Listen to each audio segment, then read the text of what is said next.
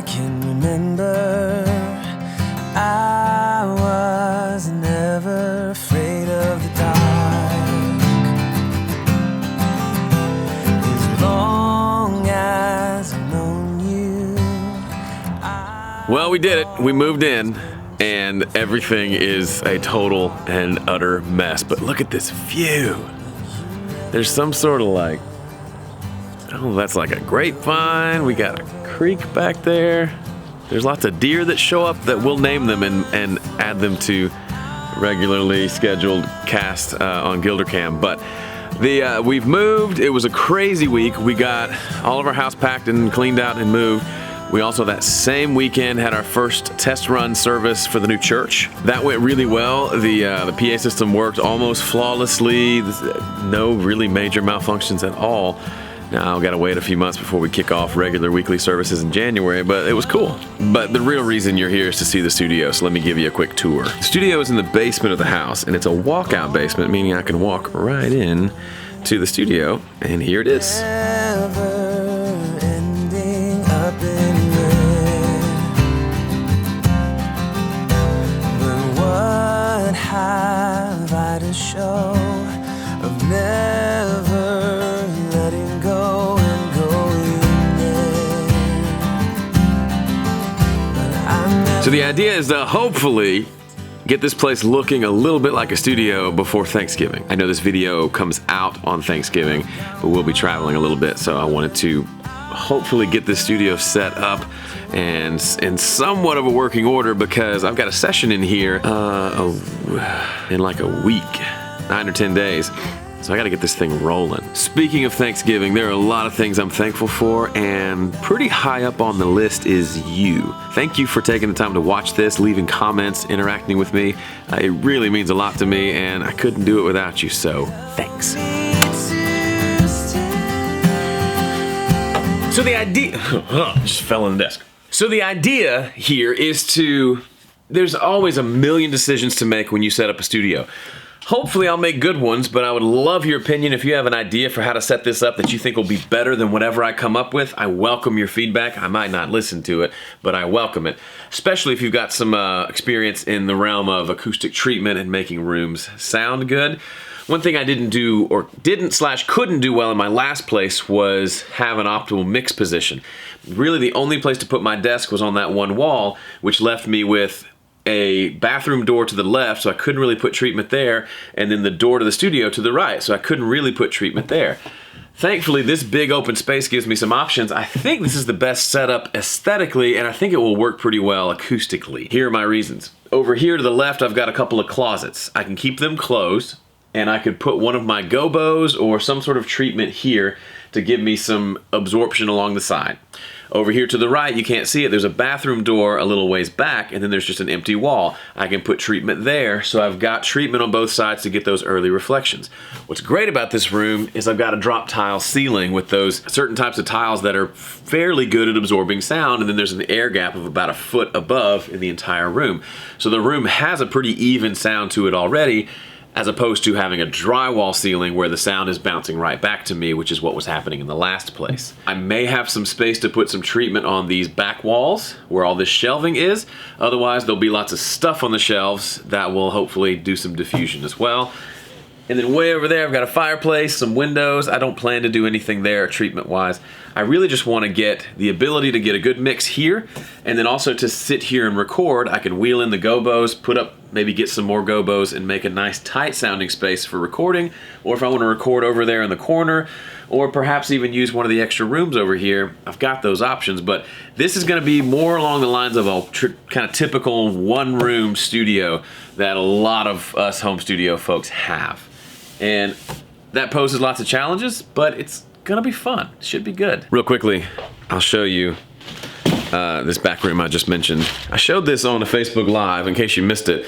This is an unfinished area right off of the studio. So the other side of this wall is those closets that were there to the left of my mix position.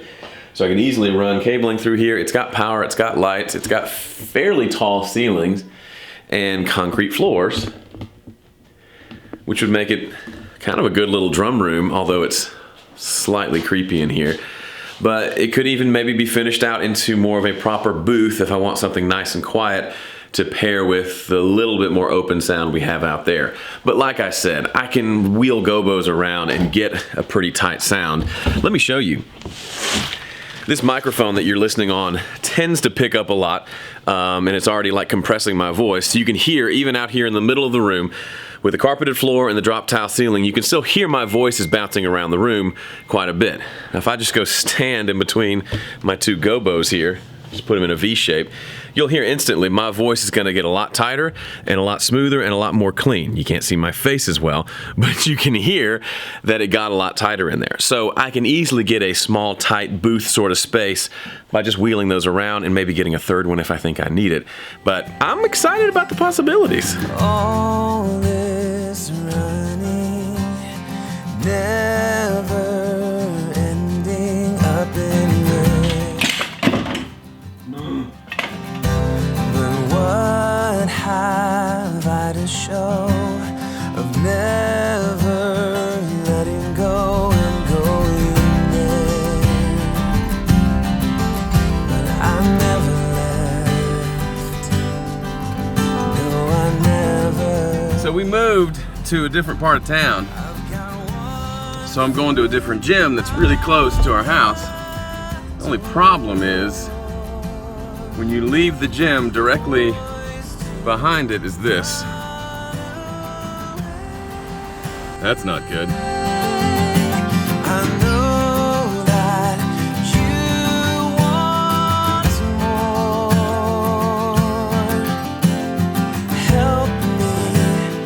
Help me. Well, we made it. This room is no longer a complete pigsty. Still needs a lot of work, but I don't know, I'm kind of excited. So spent all day yesterday, and you were with me for most of that. And then this morning, by the end of the day yesterday, I just had piles of stuff. So I spent a long time taking the cables and sorting them into different types of piles. So there was a pile for power, a pile for computer, and a pile for audio. And then every cable I could find, I wrapped in those little Velcro cable ties. Hang on. One of these suckers. And once I had every cable wrapped up in all cute with its little cable tie, then I put them away. And I had some bins and then just spots in those cabinets. So I know my mic cords are in the closet with the microphones for the most part. Headphone cables, guitar cables, cables that I'll need to get to pretty regularly, some TRS cables. Then all the other cables, like cheaper cables that I have that I might need in a pinch, or, you know, XLR to 1/4 inch that I don't really need very often, but nice to know where they are. They're all kind of down there in a cabinet, nice and together. All my power strips and extension cords, and I've got a ton of IEC power cables. They're all together in a bin over here. All the computer cables, I threw a bunch away, but old FireWire 400 cables in case I ever need to pull something off of an old drive, FireWire 400 to 800 cables, several USB cables, some other digital cables, just and other kind of random stuff went into that bin. So by the end of the day yesterday, I had all these piles of cables. I was starting to wrap everything, finish it off today and just work through the pile, put things away, threw things away, started to get guitars out and put them over, you know, there, set up my keyboard over there, put all the guitar amps over there, and so on and so forth. And got myself to the point where today at 1 p.m., it's Tuesday, today I'm shooting this, I wanted to do an episode of Ask Joe, back to the Tuesday regular deal. And so I needed to get everything set up and looking halfway decent and at least one microphone plugged into the desk so I could do Ask Joe. I did, and that went off well. Only problem is from that point looking this way, we got two big glass door, big window, which made me look kind of heavenly / washed out for Ask Joe. So the room's not finished by any means. I still have a lot of wiring to do with the desk so I can record multiple inputs at once. Still need to figure out treatment. I know I want to put that piece above the keyboard to get first reflections on that wall. I also know that wall over here behind the guitars is a good place to put another piece for treatment. I don't think I'm going to put anything on the fireplace. I do probably want to put some treatment on that wall. It's kind of bare. And then I've got the gobo here acting as treatment. and the rest is kind of up in the air. Want to put something on the ceiling? Yeah, probably. Do I need to put anything back behind here on these shelves? I don't know yet. Lots of questions, not a lot of answers, but the system is set up. I have internet. I could mix a song today if I needed to, and so that's a good thing. Sorry if this episode wasn't super eventful. There wasn't really much of a story here other than Joe sets up his studio, which admittedly is pretty fun, right? We love that kind of stuff.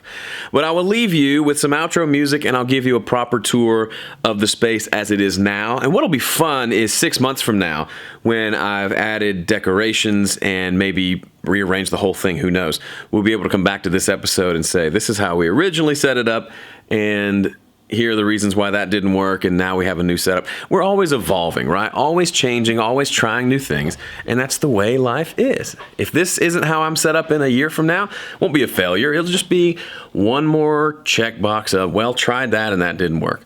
But I'm excited to get in here. I've got a session scheduled, and it'll be featured in an upcoming episode of GilderCam with a killer 2-person folk acoustic duo. It's going to be great. It's going to be all recorded right here. Well, that's it for this episode. Thanks so much for watching. On to the quick tour. You were never out to get me, but I believe you have always chased after me, but I still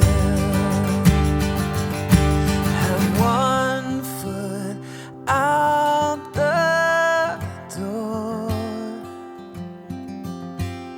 poised to